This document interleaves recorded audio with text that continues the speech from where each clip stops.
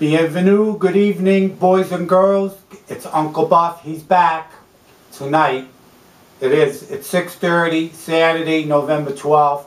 Look, Uncle Buff's pajamas already because Uncle Buff's been driving the cab I picked the cab up at 6. It really doesn't start hopping until 7 or 8. But anyway, and I don't get home till about 4 or a little after by the time I take the cab back, ass up, blah, blah, blah.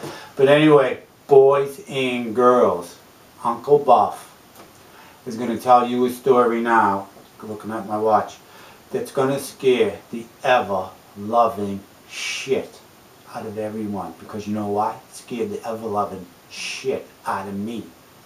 Ready for this? Last Thursday, which was what? November 3rd? I go to bed. This is my office that I'm in now. The computer's over there. My bedroom's right over here. Right that way. Anyway, so I go to bed. I don't know what time I go to bed. You know, I'm tired. I go to bed.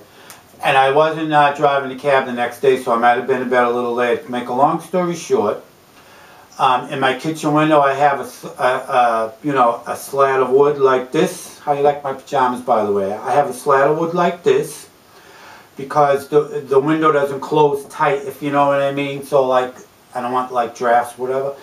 It's a new window too, so I put this piece of wood there. Alright, so I'm sleeping. I hear bidding. I go, what the fuck is that? Then I think, oh, it's the wood in the window. So I don't think anything of it because Iggy's done it before. I go, oh, Iggy jumped in the window. He's my cat, in case you forgot. And I go, no big deal. He's done it before. What does Uncle Buff do? Does he get up? No. Fuck that. He's tired. Oh, and I looked at the clock. It was 2:3 something. I could only see the first two numbers. I don't know what was blocking the third number. So it was 2:30 something in the morning. Early Friday morning. Alright? I don't get up. Uncle Buff goes back to sleep, right? Now, I'm an early riser, so I got up. I think it was about 4:45, right? And every day I get up, I love it because it's the same thing. The game with Iggy is he sits at the top of the stairs. As soon as I take one step, then we race to the bottom of the stairs. I don't really race. But he thinks he does win all the time. He thinks I race with him. But he's a cat. Anyway, so I get down the stairs. I let Iggy out, whatever time it was, 4:45, right? I walk into the kitchen. And I fill up a cup of water and put it in the coffee machine because I make one cup at a time because I don't want to bloat myself with coffee because caffeine's a diuretic. Diuretic will bloat you. Alright, it makes one cup at a time. I have 1 or 2 cups only. Alright, so I put the coffee in. Then I pick up the piece of wood. It's on the countertop near the sink. And I go to put it back in the window so the window's nice and tight. Are you ready? Uncle Buff notices fucking screen cut like about this wide on each side and pulled up. That's what knocked the fucking wood out of the window. Do you believe it? Scared the ever-loving shit out of me. Do you believe it? To think, here I am sleeping. Some fucking asshole is trying to break in my house while I'm sleeping. Talk about scary. That scared the ever-loving shit out of me. I was like this, right? Like I drank 12 cups of Starbucks coffee, all jittery, panicky, paranoid, scared shitless. Uncle Buff calls the cops. Not 911, I just call the regular police station, local police station. He comes down. So he's asking me, first thing he keeps asking me, have you crossed anyone? Is anybody out to get you? I go, nope. He says, well, think real hard. This is what he started with. He says, think real hard, anybody. He says, when you walk down the street, does a neighbor give you a dirty look? I said, no. He said, well, he said, keep thinking. He says, because he says it's extremely rare that they try to break in your house. He says, when they know you're home, which they do because my car's in the driveway, right? All right, so that was that. So then he says, I show him the window from inside. So he says, well, we have to look from outside to see if they did anything else. Well, in my cellar door, there's a window on each side, a big window. They cut the screens on that. Thank God it's the double latch. Couldn't get in. Thank you, Jesus of Nazareth. Saved my life. Anyway, we looked around. They cut those 2 screens. There's another window on the side. In the coat closet. It's a tiny one like this. There must have been, he must have brought his little 6-year-old son with him. if they thought they were going to fit in a window like that. Anyway, are you ready? This is what really scared the shit out of me. They smashed the cellar fucking window. They smashed it. Did Uncle Buff hear it? No. Uncle Buff was in dreamland. Do you believe it? Didn't hear a thing. Scared the shit out of me. So that was that. So the cop leaves. Needless to say, I'm calling everybody. I need help. I am not going to be able to sleep here anymore. Fuck this place, this fucking neighborhood. Poor me. I'm fucking scared. I don't know what to do. Scared the shit out of me. I can't stop trembling. And boys and girls, just so you'll know, when something like that happens to you, then you really know the people that love you, because they put up with all kinds. I don't know what I was like. I'm sure I was fucking spastic. But everybody, nothing but encouragement, support, trying to calm me down. Not everybody, but, you know, good half dozen people. So that's how you know who really loves you. In times like that, I'm dead serious. And the you would never believe. You talk about being comforted. You can't thank people enough when they come to your rescue in situations like that.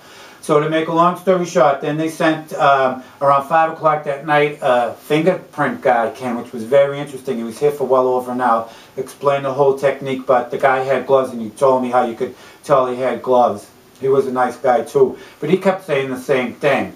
He says, you know, when he read the report, he thought he knew who it was, but he said maybe they changed their MO, because he says this one always makes sure that nobody's home, but maybe he changed his MO. So, boys and girls, to make a long story short now, because, well, the house was alarmed before, but just the 3 doors, the 3 entryways, and a motion detector from when I wasn't here, right? Because who the fuck would think, I mean, really, you're sitting there, and you're like everybody else, right? Fuck, never happened to me. Well, that's what I said until last fucking week. Now, I'm telling you, I have to keep checking, make sure I didn't shit my pants. Anyway, so the cellar door was wide anyway. Now the 2 cellar windows are, the little window that goes into the coat closet, that's wide. And I got all the windows wide on the first floor. And I got the cellar door that goes from the cellar to the living quarters, that's wide. So they can't get in, plus it beeps. So if I forget to put the alarm on, it beeps anyway. So there you go, needless to say. But I stayed the first night, I stayed over my good friend Cornelius. Then after the next night he stayed here. Then I stayed by myself. My next purchase though was that weekend. I did purchase for $10, mind you, a nice fucking aluminum bat at Target. Come on in now. You want to know what fucking scared is? I'll show you what scared is. You're going to get this fucking aluminum bat across your fucking head, you maggot.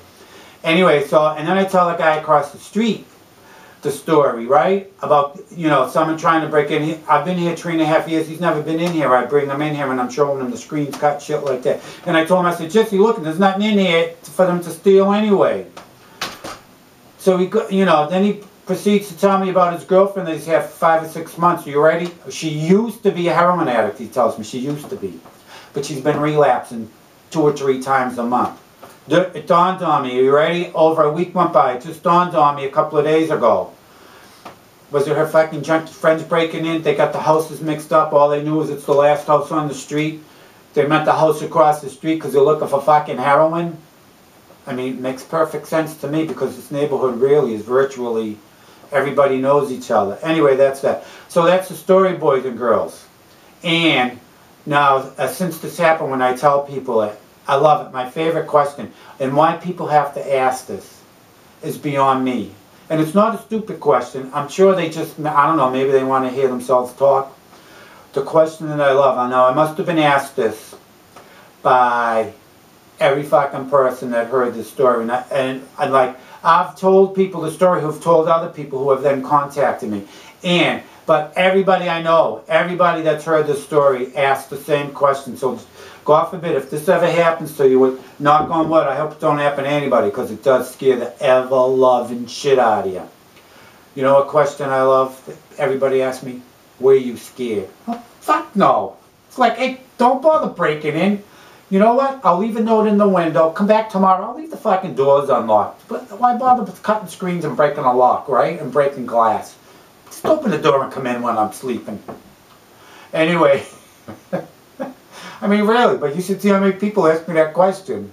Were you scared? Fuck no. I'm human. You bet your ass. Scared ain't the fucking word.